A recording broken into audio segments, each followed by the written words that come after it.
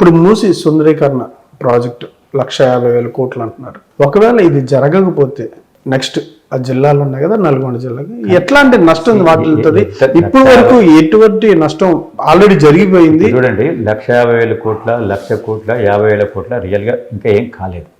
దాని బడ్జెట్ అని ఇంకేం కాలేదు. కానీ మీరు చూడరి, మూసీ యొక్క పరిహార ప్రాంతం ఏదైతుందో నల్గొండ ప్రజలు మన వాళ్ళందరూ గలమెత్తారు.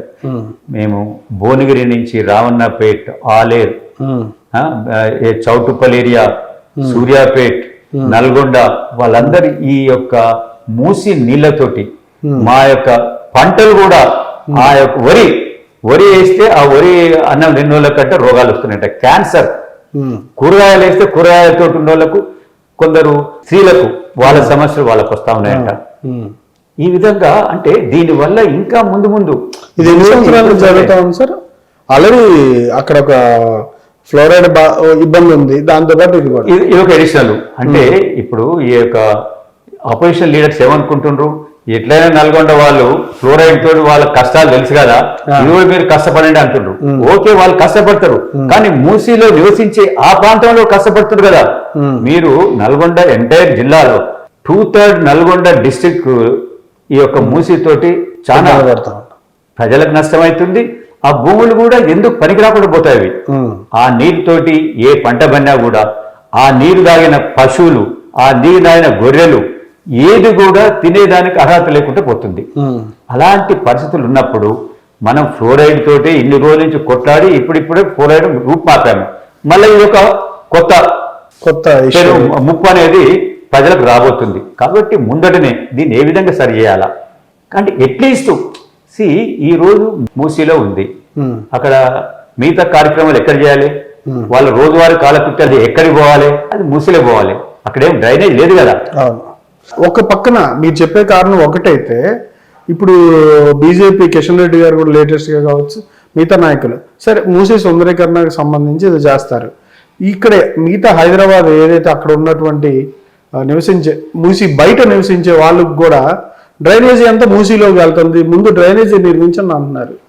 ప్లాన్ పక్కగా ఉందా లేదా ప్రభుత్వం దగ్గర? టీపీస్ అనేది ఏంటంటే, ఏదైతే వేరే వాటర్ ఏదైతే ఉందో బయట కాలనీస్కి వెళ్ళి దాన్ని క్లియర్ చేసేదానికి. కానీ మూసీ బెడ్లో ఉండి ఇల్లు కట్టుకున్న వాళ్ళు, మూసీ బ్యాంక్ లో ఇల్లు కట్టుకున్న వాళ్ళు వాళ్ళకి ఏం లేదు. అది వాళ్ళ డ్రైనేజ్ డైరెక్ట్ దాంట్లోకి వెళ్ళిపోతుంది. ఎక్కడైతే డ్రైన్కి వెళ్ళి వచ్చిన దాన్ని వాళ్ళు అక్కడే క్లీనింగ్ చేస్తా ఉన్నారు. ఎస్టీపీ అది ఎస్టీపీ ఎందుకొచ్చింది? ఎస్టీపీ ఏదైతే మున్సిపాలిటీ తీసుకొచ్చిన డ్రైన్ ఆ ఎస్టీపీ ద్వారా దాన్ని క్లీన్ చేస్తా ఉన్నారు. కానీ మరి దీంట్లో కట్టుకున్న వాళ్ళు వేలాది మంది, లక్షలాది మంది వాళ్ళు ఇల్లు కట్టుకుని ఉన్నారు. అది ఎక్కడ పోతుంది? అది డైరెక్ట్ గా మూసీలో కలుస్తా ఉంది. అంటే ఒకవేళ ఈ సుందరీకరణ కావచ్చు, లేదా మూసీ ప్రక్షాళన జరిగితే ఈ వరదలకు కావచ్చు, లేదా అధిక వర్షాలకి హైదరాబాద్ ఇంకా మునగదంటారా? 100%. ఇప్పుడు చూడండి, మూసీ ఒకవేళ శుద్ధీకరణ చేసి దానికి ఎంతైతే ఉన్నదో విడ్త్ దాన్ని వదిలిపెట్టి దాన్ని ఆ విధంగా చేసినప్పుడు వాటర్ పోయేదానికి ఇంకోటి ఏమంటుంది ఈ ప్రభుత్వము, గోదావరి వాటర్ కూడా మూసీలో నుంచి మేము తీసుకెళ్తా ఉంటుంది. 5 TMC వాటర్ ను ఓన్లీ దీనికోసం. ఈ వాటర్ అంటే ఏంటి, మెల్లమెల్లగా పోయి అక్కడ ఇరిగేషన్ కోసం బాగుంటుంది. కింద నేలలు కూడా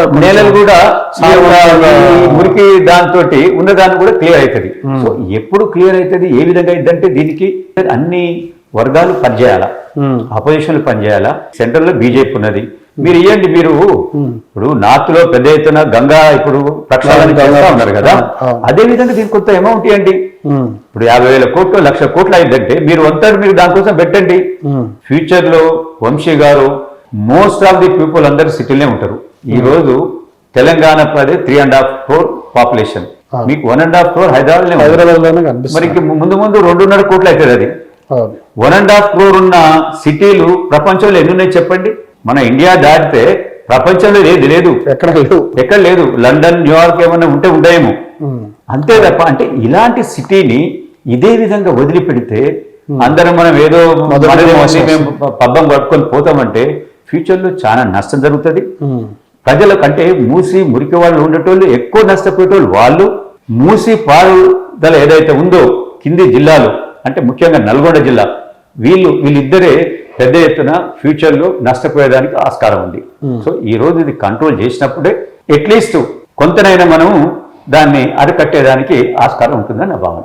మీరు ఊహించారా రేవంత్ రెడ్డి గారు ఈ విషయాన్ని ఇంత సీరియస్ గా తీసుకుంటారా అని చెప్పి? మీ ప్రభుత్వం నేను ఊహించిందంటే చూడరి, గత ప్రభుత్వం కూడా ఇది చేయాలని అనుకుంది కదా, చెయ్యాలని అనుకుంది కానీ వాళ్ళు ఎందుకు చేయలేదు తెలియదు. అది అంటే వాళ్ళు ఓన్లీ మాటల కోసం చేశారు. కానీ ఈయన ఎప్పుడు అనుకుంటే ఏదైతే ఇప్పుడు దేశం వాళ్ళు ప్రపంచం వాళ్ళు పెద్ద ఎత్తున వరదలు వచ్చి మనం చూస్తా ఉన్నాం, ఈ సంవత్సరం ఎంటైర్ వరల్డ్ వస్తున్నది. ఈవెన్ అమెరికా నుంచి మొదలు పెడితే ప్రతి దగ్గర వస్తుంది. ఎందుకని? ఇదే విధంగా ఒక ప్లానింగ్ లేకుండా ఉన్న వాటర్ వేస్ ను మనము ఆపేయటము, అక్కడ ఇల్లు కట్టటము, పోకుండా చేయటము, దాని ద్వారా ఈ యొక్క విపత్తులు అనేది సంభవిస్తున్నాయి. సో వీటి ఇప్పుడు అరికట్టకపోతే ఫ్యూచర్ లో ఇంకా పెద్ద ఎత్తున వరదలు వచ్చేదానికి ఆస్కారం ఉంది. పెద్ద ఎత్తున జన నష్టము, ఆస్తి నష్టము రెండు జరుగుతాయి. కాబట్టి ఎవరో ఒకరు ఒక నష్టం జరిగినా కూడా ఒకప్పుడు మనం రోడ్ వైడనింగ్ అనేది అయింది. దానికోసం ఊర్లలో ఎంత ప్రాబ్లం అయ్యేది, టౌన్లలో మా ఇల్లు పోతుంది. కానీ అంత రోడ్ వైడనింగ్ కాకుంటే మనం అనుకుందాము, అసలు అప్పుడు కార్లు లేవండి, సైకిళ్ళు, స్కూటర్లే. మరి ఈ రోజు ప్రతి ఇంట్లో కార్లు ఉన్నాయి, చాలా వరకు కార్లు వచ్చినాయి. హైదరాబాద్ లక్షల వెహికల్స్ వచ్చినాయి. ఇంత పెద్ద ఎత్తున రోడ్డు వచ్చినా కూడా వెహికల్స్ ఆ యొక్క ట్రాఫిక్ సరిపోతలేవు. సో ఒక డిసిషన్ అనేది తీసుకోవాలి. నష్టం జరుగుతుంది, నష్టాన్ని ఏ విధంగా బీద వాళ్ళు నష్టపోకుండా చేయాలనే దాని గురించి ప్రతి ఒక్కరు, మీరు, నేను, రాజకీయ నాయకులు అందరూ కూడా మనము ముందుండి పనిచేయాలి. కానీ మంచి పనికి ఈ పని చేయొద్దని చెప్పి ముందు వారికి నష్టం అయ్యే చర్యలను వీళ్ళు చేయొద్దు. అలాంటి పనులు చేస్తే వాళ్ళు నిజంగా చెప్పాలంటే ఎవరు కూడా క్షమించారు. అంటే సుమారు 25,000 మంది వరకు ఉన్నారు కదా, వీళ్ళకి నష్టపరిహారం అని ఇస్తారా? ఇప్పుడు 25,000 వరకు ఖర్చుల వరకు అంటున్నారు. ప్రభుత్వం ఆలోచన తీసుకున్నాం ఏమంటుంది, ఒకవేళ ఎక్కడైనా గవర్నమెంట్ అంటే బై ఛాన్స్ అంతకుముందు బై మిస్టేక్ లో కొందరికి ఇళ్ల పట్టాలు ఇచ్చిన అంటున్నారు. అలాంటి వాళ్ళకు వాళ్ళు కట్టుకున్న దానికి వాళ్ళకు డబ్బులు ఇస్తా అంటున్నారు. ఎవరైతే కిరాయికి వచ్చున్నారు, ఉట్టిగా గుడిసెలు వేసుకున్నారు, ఏదో దాని గుడిసెను కొద్దిగా మంచిగా కట్టుకున్నారు, వాళ్ళందరికీ ఏమంటుంది డబుల్ బెడ్రూమ్ అనేది ఇస్తా ఉంటుంది. కాబట్టి ఎవరికి కూడా వాళ్ళు నష్టపోయేదానికి ఈ ప్రభుత్వం నష్టపోతుంటే చూసి ఊరుకోదు. 100% వాళ్ళకు తగినంత నష్టపరిహారం చెల్లించినాకనే ఈ కార్యక్రమం చేస్తా ఉంటుంది. నిజంగా చెప్పాలంటే వ్యతిరేకత వచ్చిన తర్వాత ఎవరికి వ్యతిరేకత ఎక్కడి నుంచి వచ్చింది? ఎవరైతే బడా బాబులు వాళ్ళు పెద్ద ఎత్తున ఆక్యుపై చేసి వాళ్ళు పెద్ద ఎత్తున షెడ్స్ కట్టి ఇండ్లు కట్టి కిరాయికి ఇస్తున్నారు కదా, వాళ్ళతో ఎక్కువ ఈ ప్రాబ్లం వచ్చింది. వాళ్ళే చెప్తా ఉన్నారు, మేము 4 అంతస్తులు ఇల్లు ఎవరు కట్టుకుంటారండి? ఎఫ్టీఎల్ 4 అంతస్తులు ఇల్లు కట్టుకొని ఉన్నారు, మేము కట్టుకున్నాం కదా ఎట్లా అని అంటున్నారు. అసలు ఎవరికన్నా అలాంటి వాళ్ళకు మున్సిపాలిటీ పర్మిషన్ ఇచ్చిందా? మన హైదరాబాద్ లో municipality 1/3 of the houses without municipality permission కట్టుకుంటారండి. పవర్ వచ్చింది కదా అంటారు, పవర్ ఎందుకు రాదు? పవర్ ఎవరితో పాలిటిషియన్స్ తో చెప్తే పవర్ ఇస్తాడు. అయ్యో పవర్ వచ్చింది నీళ్ళు ఏమంటే ఎలక్షన్స్ అప్పుడు నీళ్ళు ఇస్తారు. అంటే పవర్ వస్తే నీళ్ళు వస్తే వాళ్ళ పర్మిషన్ ఇచ్చినట్ట? హైదరాబాద్ లో ఎక్కడైనా మీరు చూడరు పర్మిషన్